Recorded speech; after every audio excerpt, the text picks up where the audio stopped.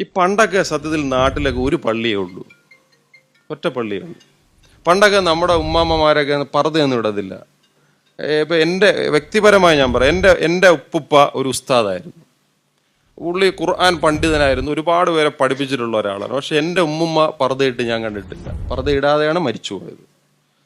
എൻ്റെ ഉമ്മുമ്മയുടെ മിക്കവാറും മക്കളൊന്നും പർദ്ദ ഇട്ടിട്ടില്ല. പക്ഷെ ഇന്നിപ്പോൾ അങ്ങനല്ല സ്ഥിതി. പർദ്ദ ഇല്ലാത്തവരെ കണ്ടുപിടിക്കാനാണ് വലിയ പാട്. അപ്പോൾ ഇവിടെ ജെൻഡർ ന്യൂട്രൽ ഡ്രസ് കോഡ് വന്നല്ലോ. ജെൻഡർ ന്യൂട്രൽ ഡ്രസ്, ഞാൻ പർദ്ദ ഇടുന്നവരെ ആക്ഷേപിച്ച് സംസാരിക്കുകയല്ല കേട്ടോ, എൻ്റെ അനുഭവം ഞാൻ പറയാം, അതും പറയണമല്ലോ. ജെൻഡർ ന്യൂട്രൽ ഡ്രസ് കോഡിനെ കുറിച്ച് വലിയ ഡിസ്കഷൻ വന്നു. ഇപ്പം ഞങ്ങൾ കഅബയിൽ പോയ സമയത്തായിരുന്നു. കഅബയിൽ പോയ സമയത്ത് ഈ വരുന്ന ഒരു പുരോഹിതൻ പറയുന്നുണ്ട്, ഇതാണ് വിശിഷ്ടമായ വസ്ത്രം, ഇത് ധരിച്ചാലേ സ്വർഗത്തിലേക്ക് പോകാൻ പറ്റൂ. കുറേ എണ്ണം നാട്ടിൽ അവിടെ കേരളത്തിൽ കിടപ്പുണ്ട്, അവിടെ ജെൻഡർ ന്യൂട്രൽ എന്നും പറഞ്ഞിട്ട്.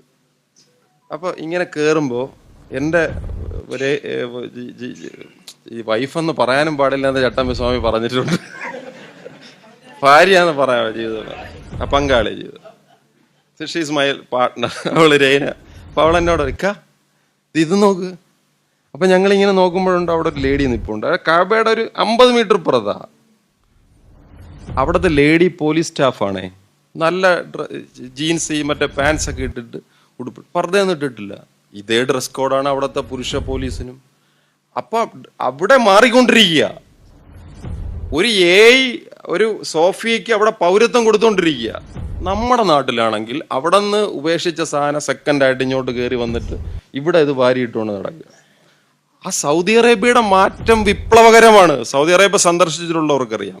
ബുക്ക് സ്റ്റോളുകൾ തുറന്നു ശശി തരൂരിന്റെ പുസ്തകം വായിക്കാൻ പറ്റുന്നു. അവിടെ ഗാന്ധിയുടെ പുസ്തകം, വാട്ട് ഈസ് എത്തീസം എന്നുള്ളത് പുസ്തകം അവിടെ വായിക്കാൻ പറ്റുമ്പോൾ ഇവിടെ അത് നിരോധിക്കുകയും സാഹിത്യത്തിനെതിരെ.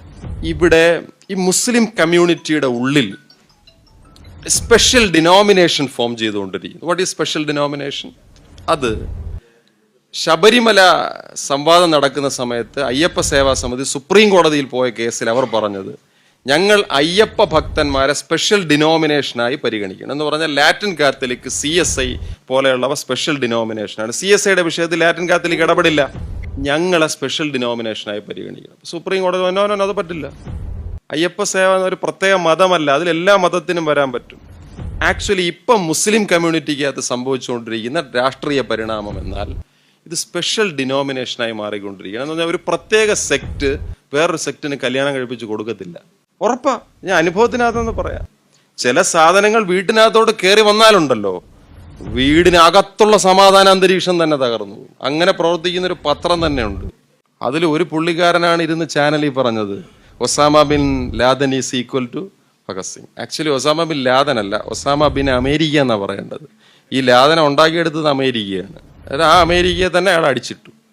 ഈ പൊളിറ്റിക്സ് ഒരു സ്പെഷ്യൽ ഡിനോമിനേഷനായി കമ്മ്യൂണിറ്റിക്കകത്ത് പ്രവർത്തിച്ചു കൊണ്ടിരിക്കുമ്പോൾ അത് നമ്മുടെ ജനാധിപത്യ സെക്യുലർ വോട്ട് ബാങ്കിൽ ഉണ്ടാക്കുന്ന അപകടകരമായ ട്രാൻസ്ഫോർമേഷനെ കുറിച്ചും സത്യത്തിൽ നമ്മൾ ചർച്ച ചെയ്യേണ്ടതുണ്ട് എന്നുള്ളതാണ് എൻ്റെ ഒരു ബോധ്യം. ഇത് കേവലമായ തിയററ്റിക്കൽ അസംഷനായിട്ട് ഞാൻ പറഞ്ഞതല്ല, അനുഭവത്തിൻ്റെ അടിസ്ഥാനത്തിൽ മുന്നോട്ട് വെച്ചാണ്. Thank you.